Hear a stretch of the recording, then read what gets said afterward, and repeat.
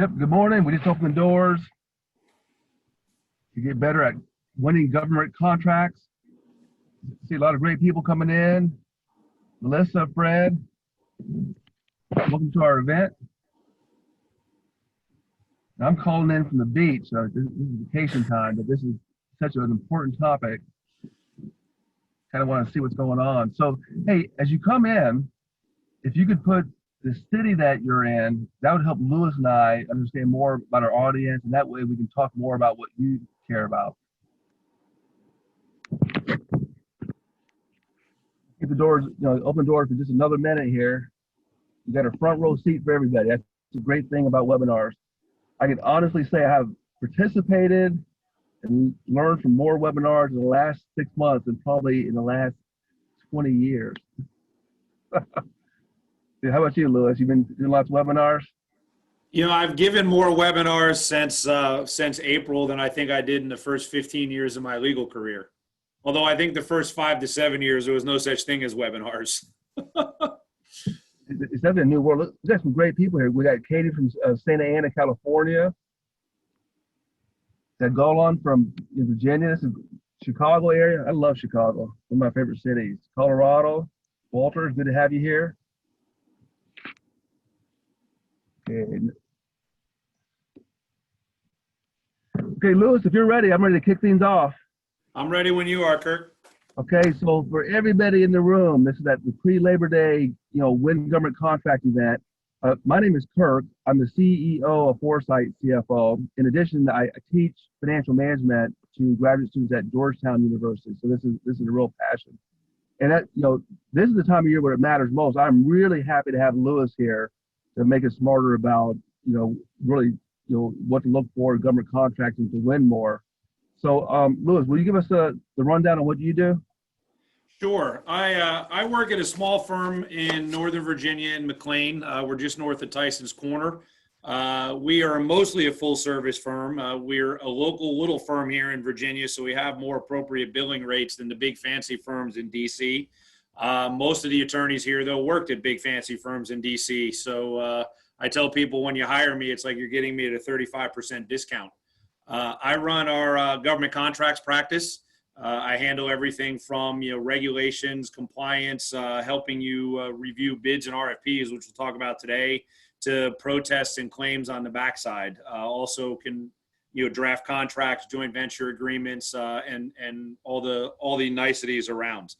I've been doing this. I've been doing government contracts law for about 11 years. About half of that time I spent as an in-house attorney. So I lived the small business pain as a general counsel of a small business. I ran a proposal shop as well, which is where I really started to learn some of the niceties of reading through an RFP and understanding it a little bit more. So I think I got a little bit better perspective having done the company side than most lawyers who spent only their career in the law firms. So that's me and what I do. And from all my pictures in the back, you can tell that I'm also 26 years and counting, Marine Corps active in reserves. So I got a law degree somewhere, but they don't look as good on my wall. That's good.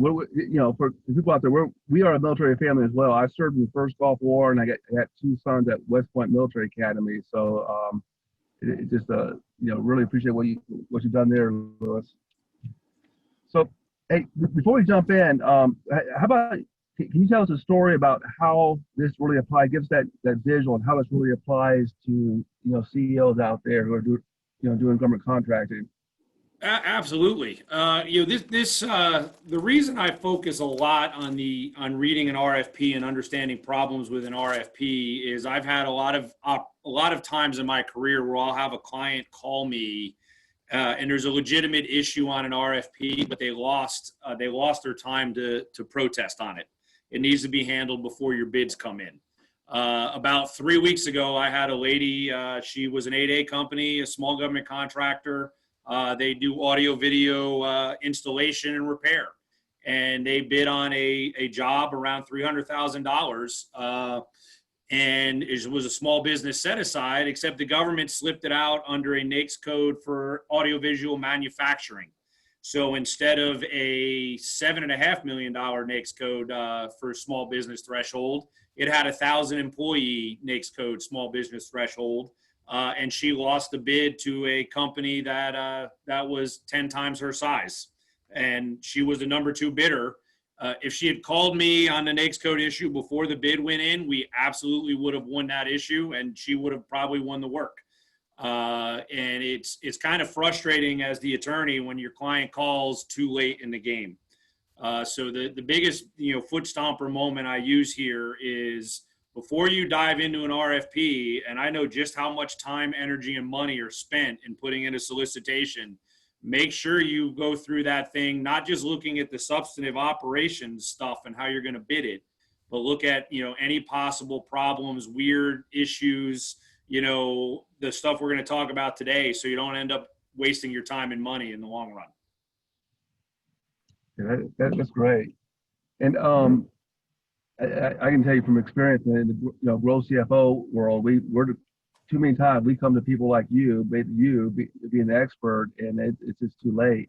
And if we'd have done some front end prevention, we'd have been so much better off. So I'm going to launch 2 poll questions to find out who's in a room, and this really helps us. Your response really helps us kind of guide the conversation to be more relevant to you. So the first question, and your responses are 100% anonymous, right? Your name's not going to be tied to any response up here, but we will share the statistical outcome so we all know, who our peers in the room, and it'll help Lewis gear his conversation. So the first question is, what is your top line revenue number? And there's different brackets. And then the second number plays off that. It is, this year with COVID, do you expect your revenue to increase, decrease, or stay about the same? And it'd be great. We got a 60% response now. It'd be great if we can get to 70% of who's in the room. I'm glad that so many people showed up. I mean, pre-Labor Day, it's slowed down in lots of areas, but this is a timely topic going into government year end. So hey, we're at 73. I'm gonna keep it open just for a few more seconds. This is the year to vote. Yeah, I'm almost at 80. This is good. All right, guys, rock and roll. I'm gonna close the poll down,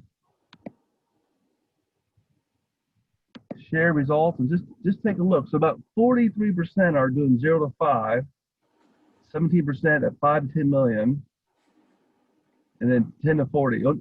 Just as a fun fact, only 4% of CEOs or companies make it, from a new business standpoint, make it to the revenue point of 1 million or more per year. So only 4%. So if you're doing that plus, you're really doing something. And we've got a couple of companies doing 70 million. That nice range. And then this kind of fascinates me. So 23% of the companies expect revenue to increase this year. And this year, we're kind of going into that final landing approach, right? So it's almost done. 30% decreasing. So maybe get some wins here. And that almost half stayed about the same. Fantastic.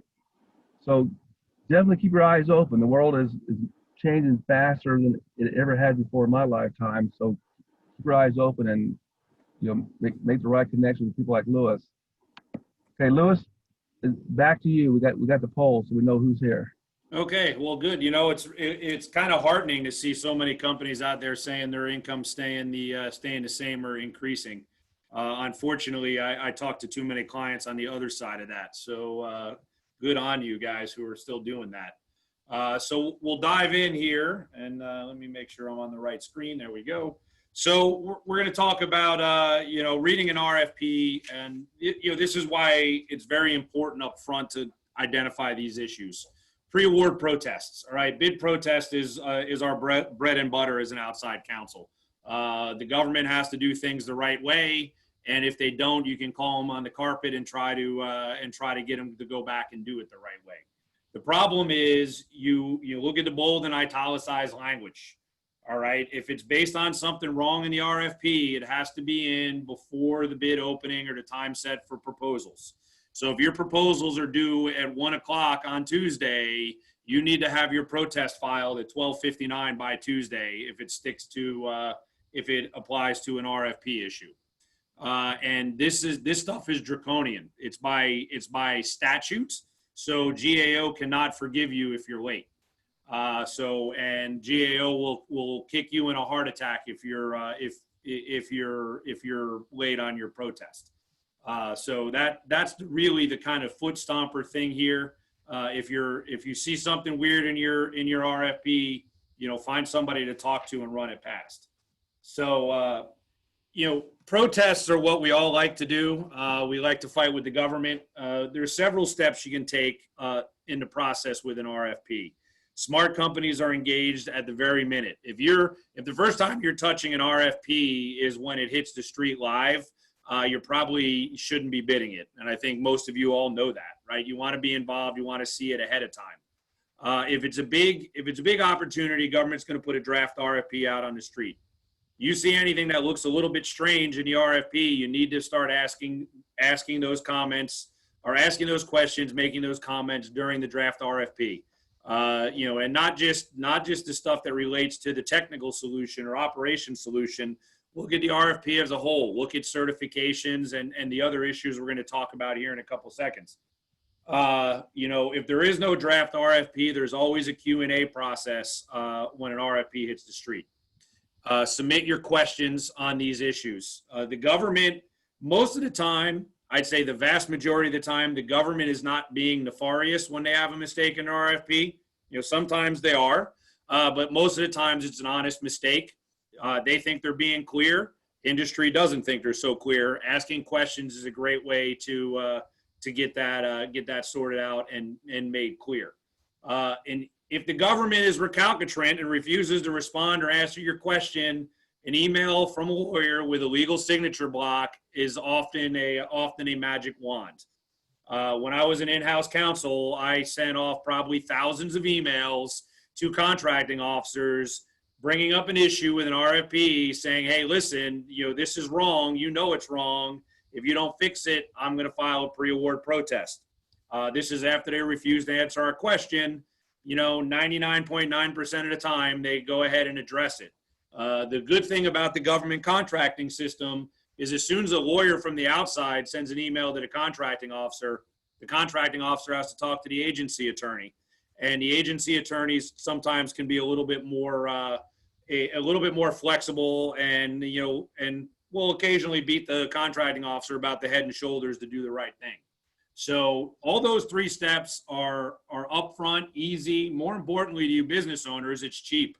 It doesn't cost a lot of money to send an email. So the more there, like anything else, the more proactive you are and the further you are at the front of the curve, the better chance you are of getting it resolved on a low cost, easy method.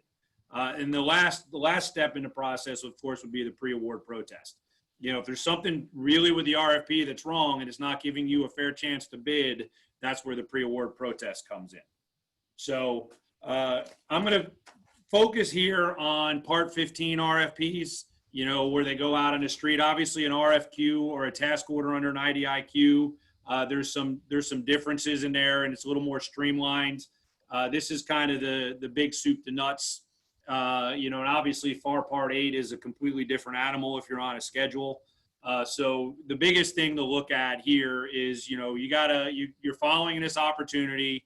It's a good size one, and the RFP is coming out. The RFP has several sections, kind of listing them all out here. And at this time, actually, I'm going to warn everybody. Normally when I cover this topic, I end up going for 60 to 70 minutes. So I'm really going to hit a lot of wave top levels. I don't have the time to get into exhausting detail, but I just want to flag all the highlights and things for you guys to look at. And if you have any follow-up questions, you'll have my contact info at the end of the slide deck. Feel free to reach out. So the sections that I have kind of bolded and highlighted are the ones that you want to really look at for the issues relating to where there could be problems in your RFP. Obviously, Section C, right? That's what you guys pay the most attention to. What's the statement of work? How are we going to propose a solution to the government? That's also where the government can put a lot of requirements in an RFP that are really making it a a little too restrictive and where you can push back and have some challenges. Occasionally things can show up in the other sections listed here. Not very often, but sometimes, again, if you have a deliveries or performance and the contract's supposed to take place here at the Pentagon, and it says that the performance is supposed to be down at Fort Huachuca out in Arizona, you may want to ask the government that question, because it's probably a template that they failed to update. So again, read through closely, look for anything that just looks odd. All right, the other parts of the RFP here, you have the contract administrative data. There could be some weird requirements buried in there. Sections L and M, every proposal manager, those are where you really dig in. Those are also where the government can really have some requirements out there that can kind of, that are problematic in the RFP. So, all right, digging into section C on the specifications and statement of work. Okay, the first thing you want to look at is look for improper bundling. Improper bundling is when the government tries to buy goods that are unrelated.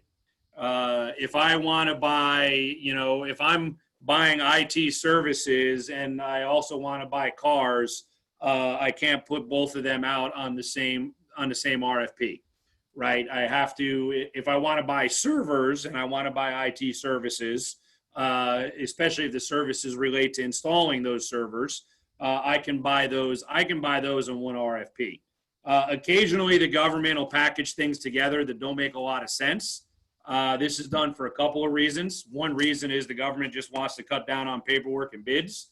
And the other reason is they kind of have a preferred vendor, and that vendor has done a really good job of shaping the RFP, and the government puts it out on the street where only that vendor can bid on it. So if you see package deals that don't really go together, it's something you want to raise, right? If it's salt and pepper, let it go. If it's peanut butter and mayonnaise, you probably want to raise the issue with the government. Other things you want to look for in section C is look at certifications and licenses. This comes up actually a lot.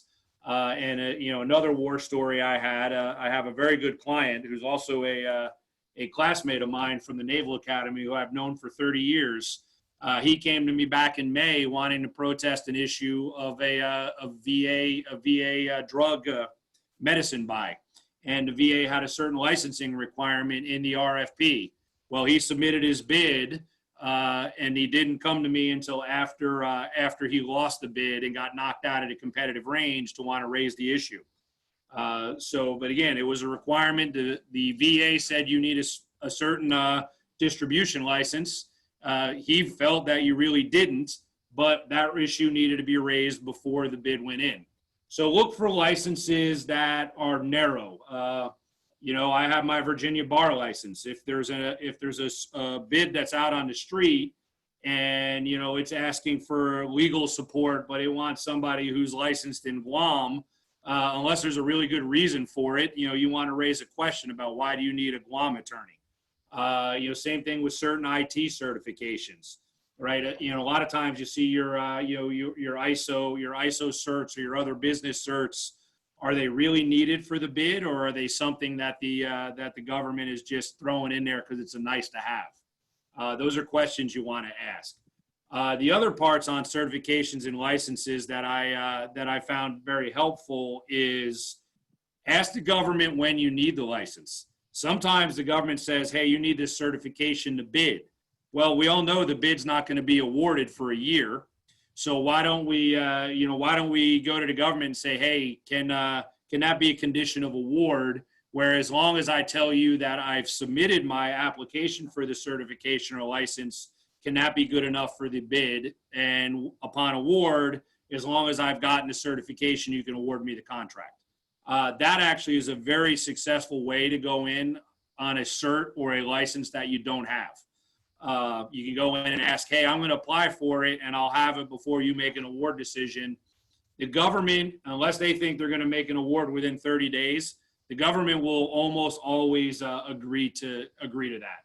And if they don't, that's something that can be a pretty good pre-award protest argument, because the government really has to be able to identify why it's important to have the certification on day one. So, that's a good challenge point. And again, but I recommend that's one where you go to the government first and ask them if they'll let you just have applied and be pending your certification or license before contract award, or the ability to hire somebody with the license before contract award. Restrictive or specialized equipment is another thing. All right, the government puts a bid out on the street and say, we have a construction job, but the only people we want, the only equipment we want are left-handed screwdrivers. Okay, right? There's no such thing as a left-handed screwdriver. Anything that looks along those lines, that looks like, or it's, hey, I want this one specific blade server because it's the best on the market, and that's the only one that I really want because my IT guys tell me that's the best one. Anything that's like really that restrictive, you can usually challenge.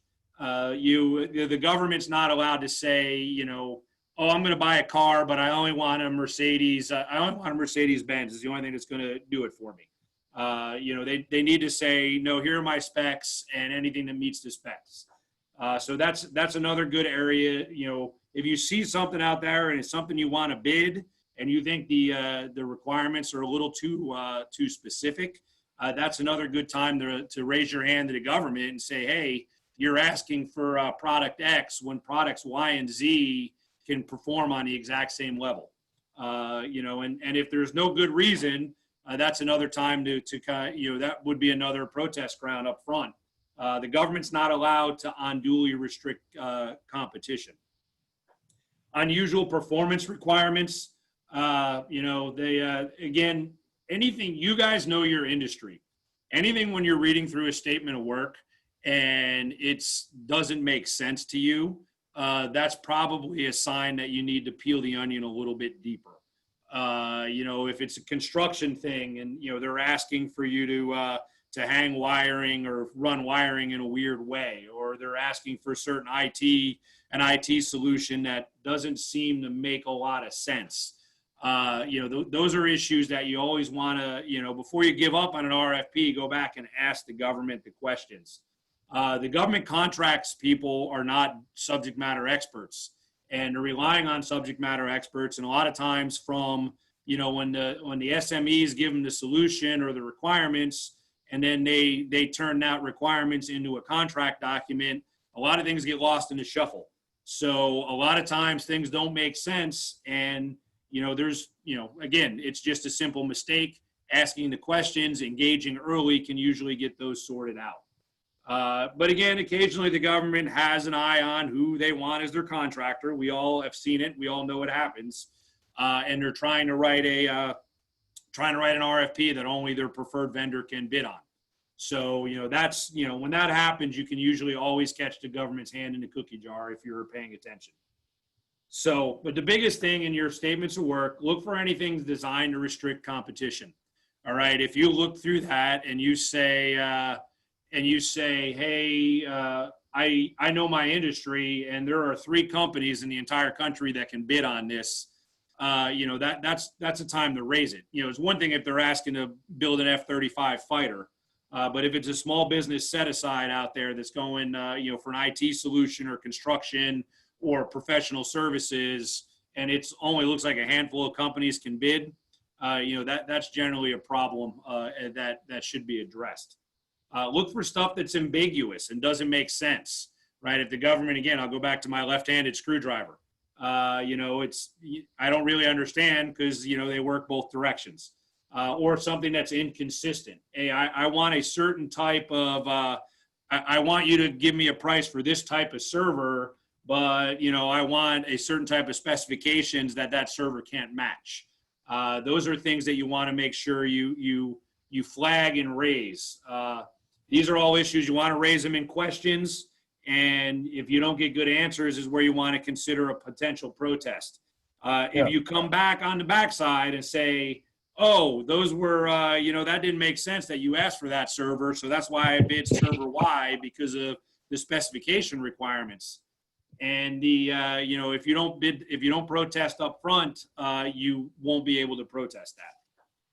Again, I'll beat the drum on the protest timeliness several times. Hey, Lewis, I have a really good question here from Robert.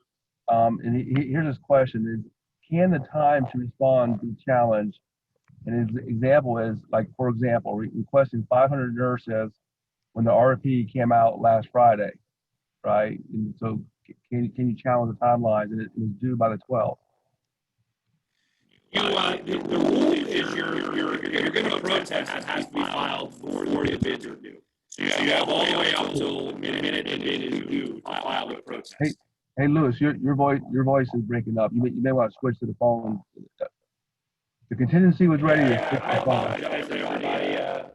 Occasionally my computer mic decides it doesn't want to work right. So I'm going to call, I'm going to mute myself and call in here. Yeah, so Lewis is going to switch over. This was prepared as a contingency. He'll call in and mute the Zoom so that we can hear his guidance to us.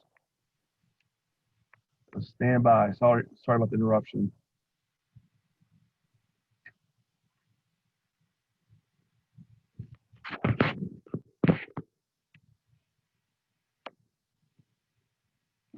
Yeah, we'll definitely repeat, Robert. We'll definitely re-ask the question.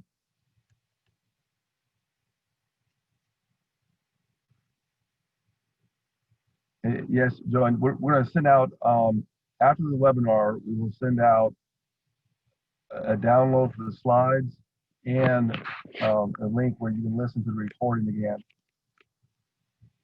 And Lewis is great to work with. He's helped us with a number of clients, even on the sell side of government contractors. So we'll definitely share the information so you can contact Lewis and talk to him before you get too deep into something.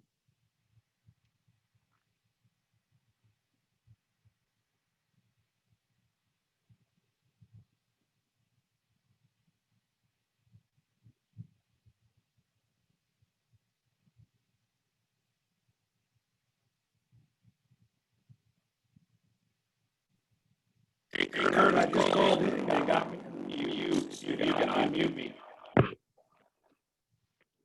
Okay, let me take a look here.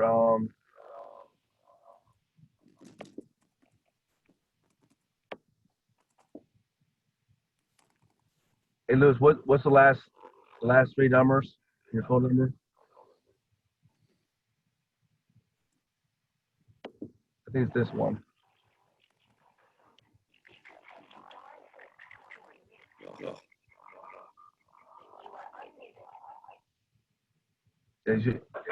Okay, you have me now? Yep, we got you. All right, guys, my profuse apologies on that one. I thought we had it preloaded, and then it was passwords. So, yeah, it doesn't sound as great coming over the phone, but my computer mic needs to be retired. I think it gets tired. Okay, so jumping into section L on the instructions to offers. That was the next section I wanted to flag for potential problems and issues. Again, this one's not as common. Hey, Lewis, can we go back to Robert's question about can the time to respond be challenged? That's right. Sorry, I was answering a question when my mic died. So the time to submit a challenge on a bid has to be before the bid is submitted.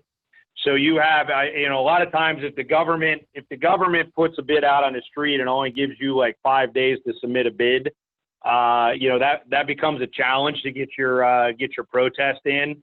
But that's kind of the timeline. So, you have the whole procurement cycle from when a RFP hits until bids are due. And you may not know you got to protest till the government doesn't answer Q&As. But the drop dead time is RFP submission time. Tied hand in hand with that is you need to submit an RFP at the same time, even if you're going to pre-award protest. Occasionally, the government will challenge whether or not you're an offeror if you didn't submit an RFP at the timeline. So if you come to me to get a protest in on a pre-award basis, I'll usually try to get the protest in 2 or 3 days before proposals are due, if I can, just so that'll stop the whole clock, and then you don't have to submit a proposal that is a bunch of waste of your time and money in drafting it. Does that answer the question?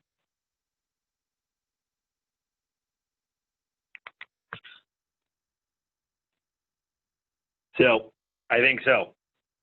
But I'll dive back in here on the Section L instructions to offers. That's one of the other sections I take a close look at. I haven't seen this a lot, but again, it comes up every once in a while, and you want to look for something that just looks like it's designed to limit competition. If the government's asking for, I need you to give me printed volumes and I need 32 copies of each volume, and they drive up the cost of actually printing and delivering it, astronomically. That's something to push back on. If the government's got some legitimate reasons why it wants certain copies of printed volumes, that's one thing. But that's anything that looks like it's trying to raise the barriers to bid in the instructions to offers or is ambiguous is what I would look at.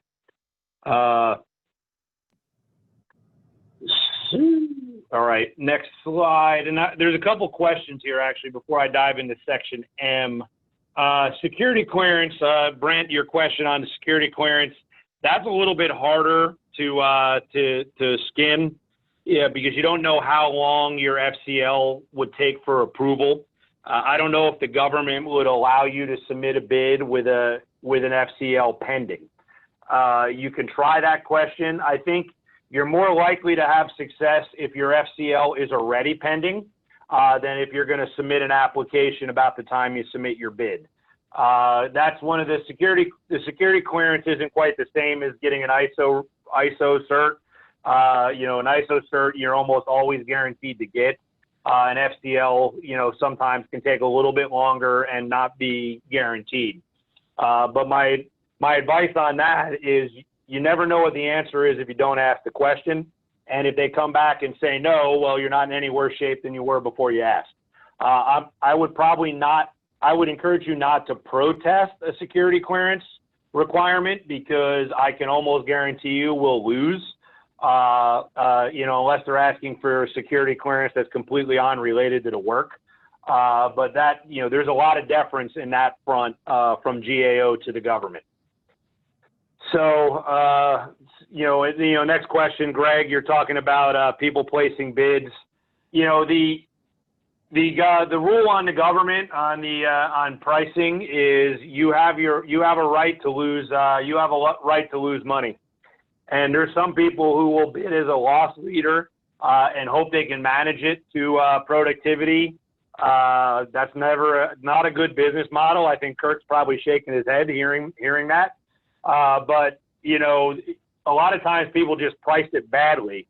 There's a post-award protest grounds about price realism and whether or not, plenty of post-award protest grounds at pricing, but that's not really something you could address up front.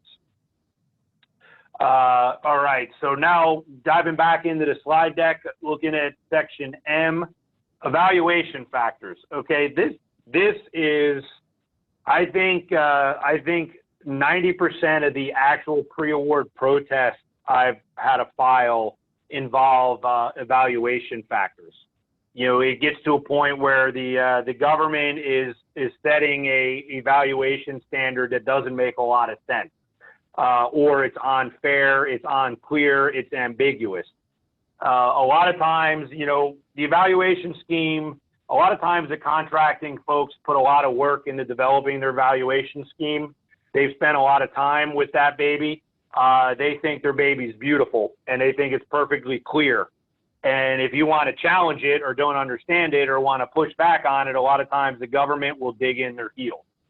So this is an area where you often have to turn into a protest, just because while the government can be flexible in some of the stuff in the statement of work, when you flag it for them, here they often are not. So this is where you really need to pay attention. When I was, general counsel of a government contractor, I would read every single section L&M of every single RFP we were going to put in. And I would read them probably 2 or 3 times and make sure it made 100% sense to me before I would, say, hey, we're good to go with this proposal. And I encourage you all to do the same things. Read them a couple times, read it in a way, and if you can read an evaluation method, and if you read it and your proposal manager reads it, or, someone else in your company reads it, and you both think it means different things, that's kind of proof that it's ambiguous. And that's where you want to go back to the government and ask some questions and clarity. If it's questions around the edges, you may get some guidance in a Q&A that helps. They may not, and you may need to protest it. But the question, it really comes down to, does everybody read it consistently? So unreasonable evaluation methods is one big one in the Section M side. It's usually tied to a price or cost. Right? The government is usually asking for a solution or asking for giving you a statement of work that requires you to do X, Y, and Z, but then they're only going to evaluate the prices of X. Or I'm only going to evaluate the price of the first year. And they don't look at it. It's not really rational because it's not looking at the entire cost to the government. The government, the rule, the GAO guidance and the rule on evaluation methods relating to price is it can't be unreasonable, irrational, or result in or end up in a misleading result. Right? The government can't, if they're going to do a price or cost evaluation in a method that doesn't truly capture the cost to the government, that is an improper evaluation method. I have an example here at the end of the presentation that's exactly on that point. It talks about how the government set up a pricing scheme. Their price evaluation did not fit the pricing scheme. So GAO actually sustained that protest and found it to be an unreasonable evaluation method. So again, read your evaluation methods relating to pricing very closely. Make sure that when you look through it, that the government is going to evaluate your the actual cost to the government. If there are discounts that are on the street in the pricing in a volume basis, make sure those are included in the evaluation. If there are option years, make sure all the out years are being evaluated. Make sure they're doing it in a way that at the end of the day, the government's evaluating a price that's going to be close to what they're going to be writing a check on, or at least approximating their costs. If it's not, that's a very big foot stomper moment on the price evaluation. All right, ambiguous evaluation criteria. All right, you've probably all read dozens, if not scores and hundreds of RFPs. And it says, right, technical solution is more important than past performance, and combined past performance and technical solutions are substantially more important than pricing, something along those lines, right? There's generally 3 parts to the RFP evaluation when you're under Part 15. They're going to look at the technical. Now, technical, there could be sub-factors to all of these. Technical could have 3 or 4 sub-factors relating to management, relating to key personnel, relating to your technical solution. So we want to make sure that we have all of those, we want to make sure they're all out there and it's clear. We want to make sure it's clear how they're going to relate to each other. We want to see something that says, all right, the technical solution is vastly more important than price. Or we want to see that all evaluation factors are equal. We want to see it in a way that it's clear and you understand it. Sometimes the government will tell you they have a scoring system and they're going to rate each thing on a scale of 1 to 50 or 1 to 10 or 1 to 100. And then they're going to add all your scores together and the offer with the highest score is going to win. If they say that, make sure how they weight the scoring system ties to how they say what's most important.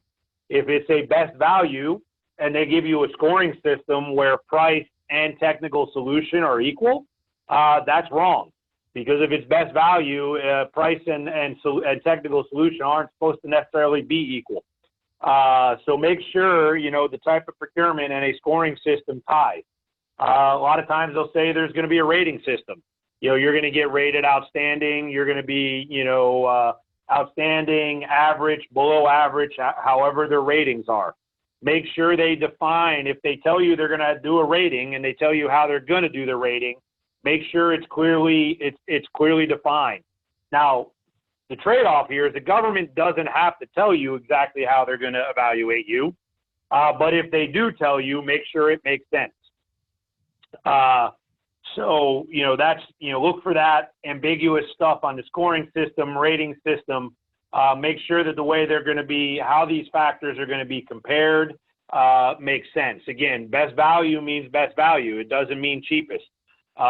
So, price can't be above or necessarily equal to technical. Again, make sure it's consistent across the board. Question from Helen, does GAO accept complaints on changing a generalized pricing system which in an industry has been monopolized by one competitor? That's a very specific question. Helen, we can talk specifically after that. GAO is generally only going to look at the pricing of the RFP itself and make sure it makes sense. If there's a way that they're sending pricing out that's favoring one company repeatedly, there's other ways to crack that nut. A protest wouldn't necessarily be the best way. But if you want to challenge the pricing in that RFP, in that solicitation, the best way to do that is to throw that out through the protest that way. Lewis, there's also a question in a different section from Johanna, and she's asking about, does the minority business certificate, like woman owner, give you priority to win a tender? That is going to depend. Well, that's whether or not it's a set aside from the get-go. The government is required to set aside bids for small businesses when appropriate. And if you walk around in the government industry, you're going to run into what's called the rule of two, and you're going to see you'll see that a lot. And what the rule of two means is if there are two or more small businesses that can provide a reasonable and cost-effective solution, the government is required to set that aside for a small business. So if you have so one of the things for you to look at is if something's kind of on the fringe and it's bid and it's put out there as a full and open bid and your company has the capabilities to bid it and you think one of your competitors does too, you can raise, that's a pre-award issue as well. It's different than reading through an RFP. But there are, the failure to set something aside under the rule of two as a small business is a pre-award protest grounds. And if you see the government, putting things out for full and open, that should be a small business set aside. Give me a call and we can talk about it because there's definitely something you can do there. Once they decide to go small business, there's no specific requirement to set it out as a woman-owned or an SDVO or an 8A generally, right? If you're dealing with the VA has a Veterans First requirement. They gotta put things out for veteran-owned and SDVO SBs. For the Veterans Affairs Division, Department of Veterans Affairs, that makes sense. Normally, you'll see things put out for total small business. Obviously the 8A program has its own rules and regs and how they get out for bid. But generally a larger RFP will go out, if it's not under the 8A program, it's going to go out for total small business. And whether you're woman or veteran or disadvantaged or any type of small business, as long as you're small, you can bid on it. Okay. If they don't set it aside categorically, they're not really allowed to limit it for bids in the evaluation factor. But for hub zone, I love government contracting has exceptions to the exceptions to the exception. So the hub zone program then gives you a price preference, but that again is a totally related, but off the reservation a little bit here. I know we're running low on time. So Kurt, actually I got one more question. RFP states requirements for liquidated damages for breaches of PHI, PAI, doesn't specify insurance amount. A lot of the requirements for insurance are also laid out in the FAR. So, you know, I actually haven't seen an RFP with a liquidated damages for that, but this is, I think, ways we're going as we move.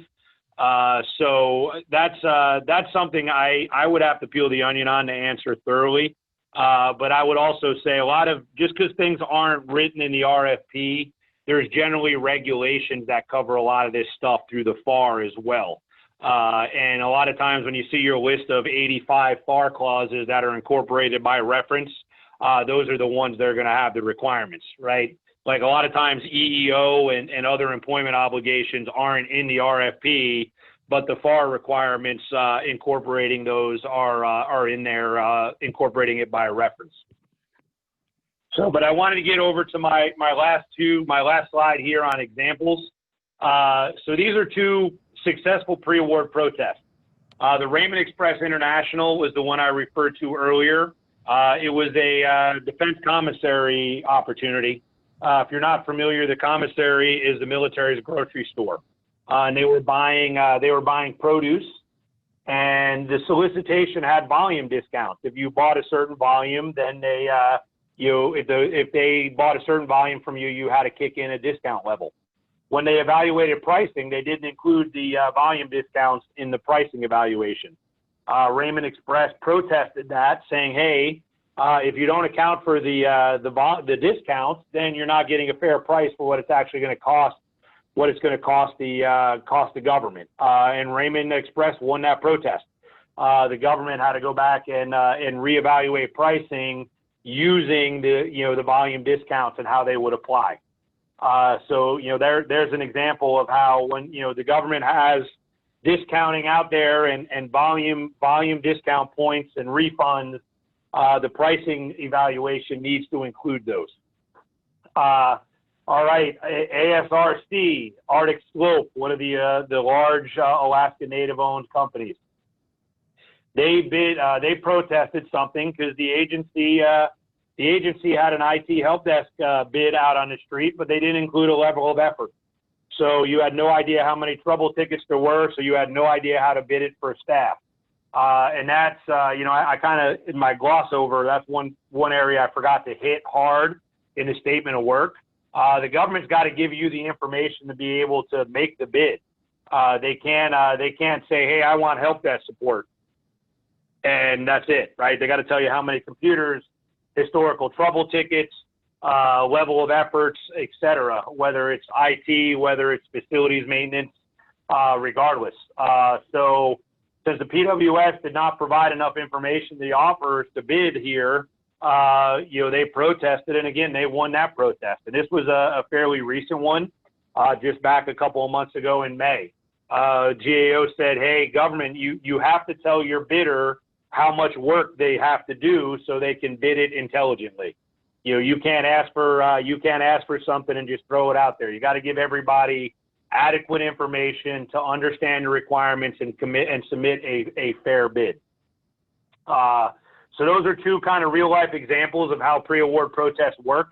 And those are very common areas where the government makes mistakes a lot. Government, like I said, if you catch the government early enough in the cycle, and I want to stress this, if you hit them early in the cycle with the draft RFP and in the Q&A period, you're much more likely to have success and not need to get to a pre-award protest. So try to be proactive, engage them early. If they're refusing to be reasonable, you have to go to the protest round. But generally, you can get them to be a little more reasonable up front. And there's my beautiful picture. We're casual lawyers here. We don't like to wear ties unless we absolutely have to. As I like to tell, I'm a big fan of Benjamin Franklin. I'm a big fan of his pithy quotes. And as an attorney, this is one of my favorite quotes in the world. "An ounce of prevention is worth a pound of cure." Okay. Whether it be a contract, whether it be an RFP, whether it be anything, reach out to an attorney, have them run through something. And, paying an attorney $500 today is a heck of a lot cheaper than having to pay a lawyer $50,000 next year because something went sideways. So the earlier you are, this is like everything in the world. Change the oil of your car regularly, you'll have less maintenance costs. Work out more and eat right, you'll have less health costs. Engage an attorney to read through your RFPs, answer questions, review your contracts. It'll end up cutting down your legal cost in the long run. Feel free to reach out. There's my contact info. That's my cell phone, which is usually attached to me at the hip. So you can get me most days and most times of the day. What I tell people all the time, if you reach out to me and have a 2-minute question, or a simple little issue that I can answer in 2 minutes, I'm not going to charge you for that. I got into doing this type of law because I like to help companies. I really like to beat the government when they're doing things the wrong way. So, feel free to reach out. We're the type of firm, we don't nickel and dime you. We'll give you a 2 to 5 minute conversation off the clock. Because I figure if I take care of you a few times like that, you'll remember me when you have something big. And actually, I'm going to go back and answer Robert's question again, because I misunderstood it as I was fumbling with my phones, and sorry about that. So the question is the timeline challengeable? And the answer to that is absolutely yes. If the bid goes out, if they drop an RFP today and they say it's due on Tuesday, with Monday being a holiday weekend, you can generally challenge that.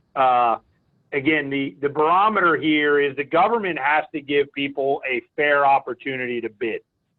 They can't ambush you in a way that is going to prevent multiple companies from bidding because they want their incumbent to win the recompete. If the government is unreasonable, you can always challenge them. And with that, Kirk, I think I'm out of time, and I'm going to turn it back over to you. Yeah, we're out of time. I just want to emphasize what Lewis says. I mean, the compliance, the rules are so complicated, and it varies between different vehicles and agencies.